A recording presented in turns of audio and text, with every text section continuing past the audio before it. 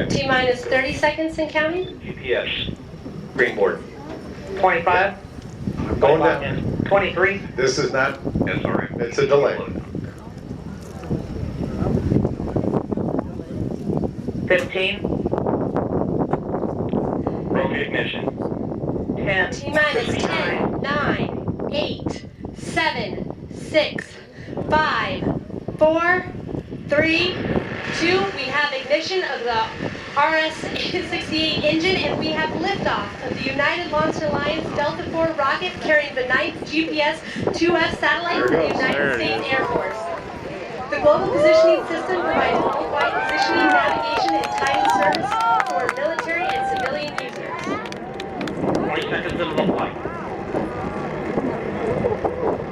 Good engine control on the first stage. Comes a rumble. Now passing 30 seconds. Altitude now 1.5 nautical miles. Velocity 1,659 feet per second. Downrange distance 3.8 nautical miles. 40 seconds in. Chamber pressure beginning to decrease in the... You are hearing the voice of Steve Agate providing launch vehicle ascent data. 50 seconds. Launch vehicle going transonic. Coming up on the 1 minute mark.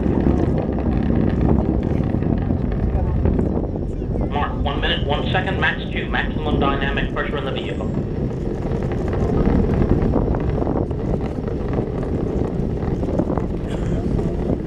Seconds in. It's going to 11,000 miles above the Earth. About 20 seconds left. Inclination to the equator of 55 degrees. Before they burn out. As we pass 11.5 nautical You miles. might see those little solid rocket boosters, solid rocket motors come off. They tumble at night. You can clearly see them. They come out sparkling. We have burnout standing by for separation. Got some clear air up there. We have separation, good separation of solid rocket motors. 1 minute, 50 seconds in.